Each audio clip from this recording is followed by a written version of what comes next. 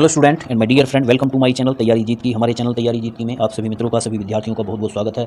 सभी को मेरा नमस्कार। आज क्लास 12 के जो टॉपिक है उस पर फिर से डिस्कशन करने वाले हैं। जो पोएम नंबर 3 है, कीपिंग क्वाइट, पाब्लो नेरूडा के द्वारा कंपोज की गई पोएम है। इसके पहला, दूसरा, तीसरा इन सारे स्टेंजा को हमने पहले ही कंप्लीट कर लिया है। इसका सेंट्रल आइडिया ऑलरेडी हम कंप्लीट कर चुके हैं। आज हम इस पर बनने वाले जो स्टेंजा संबंधित प्रश्न हैं और स्टेंजा का एक्सप्लेनेशन के बारे में जानने वाले हैं, जो स्टेंजा नंबर 4 और स्टेंजा नंबर 5 से संबंधित है। तो स्टार्ट करते हैं स्टेंजा नंबर 4 और उसका पहले हिंदी अनुवाद देखेंगे, उसके बाद उस पर बनने वाले प्रश्नों को देखते हैं। आप बने रहिए मेरे साथ। तो स्टार्ट करते हैं stanza number 4। If we were not single minded about keeping our lives moving, and for once could do nothing, perhaps a huge silence might interrupt this sadness of never understanding ourselves and threatening ourselves with death। क्या कहता है कवि? कवि ये कहता है कि if we were not single minded about keeping our lifes moving, कि हमें, कवि कहता है कि हमें अपने जीवन के बारे में कुछ ना कुछ सोचते रहना चाहिए। हमें अपने जीवन के बारे में कुछ ना कुछ सोचते रहना चाहिए। कुछ ना कुछ सोचते रहने से मतलब यह है कि हमें अपने मस्तिष्क को क्रियाशील बनाए रखना चाहिए। यदि हम अपने जीवन को गतिशील बनाने के बारे में एक बार कुछ करने के बारे में सोचते रहे तो स्वयं को कभी नहीं समझ पाए, ऐसा कि स्वयं को कभी नहीं समझ पाए।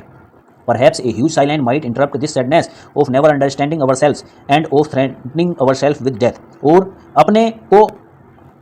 और अपने आप को मृत्यु से डराएं, इससे उदासी संपन्न होगी और इस उदासी के विचार को शायद एक विशाल चुप्पी को तोड़ने में सहायक होगी। तो इस तरह से इसका हिंदी अनुवाद कंप्लीट होता है। इस पर बनने वाले क्वेश्चंस के बारे में देखते हैं। इसमें क्वेश्चन नंबर 1 देखते हैं स्टार्टिंग में। क्वेश्चन नंबर 1 क्या है? क्वेश्चन नंबर 1 है, what do we lose in our single minded desire, कि हमारी हमारी एक निष्ठ इच्छा है उसके कारण हम क्या खो बैठते हैं। हमारी एक निष्ठ इच्छा के कारण हम क्या खो बैठते हैं। तो आंसर देखते हैं, we loss sight of our true goals and in doing so we reach a stage when we have no leisure to either understand our self और अवर ह्यूमन बींग्स। हम अपना वास्तविक ध्येय भूल जाते हैं। ऐसा करते हुए हम ऐसी अवस्था में पहुंच जाते हैं जहां स्वयं को समझने या साथ के लोगों को समझाने के लिए कोई समय शेष नहीं रह जाता है। Question number 2। क्वेश्चन नंबर 2 क्या है? What is the sadness that the poet talks about, ऐसी क्या उदासी है जिसके बारे में कवि चर्चा करता है। कौन सी उदासी के बारे में कवि चर्चा करता है? तो कौन सी उदासी है? The poet talk about the sadness which is the result of not understanding our self of threatening our self with death. कवि उस उदासी के बारे में चर्चा करता है जो इस कारण उत्पन्न होती है कि हम स्वयं को नहीं समझते और मृत्यु से घबराते हैं। Next question number 3। Question number 3 क्या है? How can huge silence dispel sadness, गहन शांति किस प्रकार उदासी को भगा देती है। तो आंसर क्या है? A huge silence can dispel sadness when we for once do nothing and introspect our self. गहन शांति उस अवस्था में उदासी को दूर भगा सकती है जब हम एक बार के लिए कुछ ना करें और अपने भीतर झांकें। इस तरह से जो है ये पहले जो स्टेंजा नंबर 4 था ये कंप्लीट होता है। इस पर बनने वाले प्रश्न भी कंप्लीट होते हैं। अब देखते हैं हम स्टेंजा नंबर 5। स्टेंजा नंबर 5 देखते हैं, उसका हिंदी अनुवाद देखते हैं, उसके बाद उस पर बनने वाले प्रश्न देखते हैं। तो स्टार्ट करते हैं stanza number 5। Perhaps the earth can teach us when everything seems dead and later proves to be alive. Now I shall count up to 12 and you keep quiet and I will go.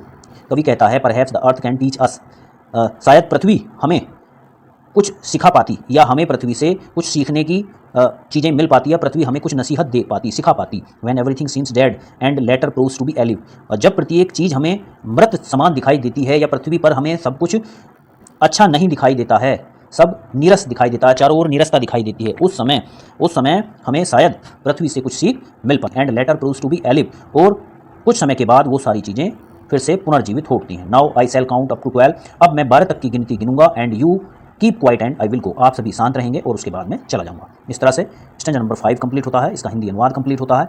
Next देखते हैं question number 1 stanza number 5 पर बनने वाले। What lesson can the earth teach us, पृथ्वी हमें क्या शिक्षा दे सकती है। तो आंसर है the earth teaches us how to survive on it, पृथ्वी हमें सिखाती है कि इस पर कैसे जीवित रहा जाए। Question number 2। क्वेश्चन नंबर 2 क्या है? What does the poet ask us to do, कवि हमें क्या करने के लिए कहता है। कवि हमें कौन सा कार्य करने के लिए कहता है? कौन सा कार्य करने के लिए कहता है? The poet ask us to keep quiet for a moment, to introspect us and to plan for better tomorrow. कवि हमें क्षण भर के लिए शांत रहने के लिए कहता है, पूरे मोमेंट क्षण भर के लिए शांत रहने के लिए कहता है। टू इंट्रोस्पेक्ट, अपने अंदर हम झांक सकें, अपने भीतर झांक सकें, ऐसा करने के लिए कहता है कि क्षण भर के लिए हम जैसे ही बैठेंगे तो कल्पना करेंगे हम अपने अच्छे बुरे और सही और गलत के लिए। Us to and plan for better tomorrow, और अच्छे कल के लिए हम योजना बना सकें, यानी अपने लिए एक अच्छा भविष्य तैयार कर सकें। इसलिए जो है कवि कुछ क्षण के लिए शांत रहने के लिए कहता है और अपने अंदर की जो चीज़ें हैं उन पर मंथन करने के लिए भी कवि कहता है। Question number 3। क्वेश्चन नंबर 3 है, who is the poet of this poem, इस कविता के रचनाकार कौन है या इस कविता के कवि कौन है? तो आंसर है Pablo Neruda is the poet of this poem. इस कविता के रचनाकार पाब्लो नेरुडा हैं जो इस कविता के कवि हैं। तो इस तरह से पोएम कंप्लीट होती है और इसके जो बनने वाले प्रश्न हैं वो भी कंप्लीट होते हैं। और हमारा चैनल तैयारी जीत की आप सभी साथियों से, सभी मित्रों से अनुरोध है कि आप हमारे चैनल को देखते रहिए, सब्सक्राइब कर लीजिए। थैंक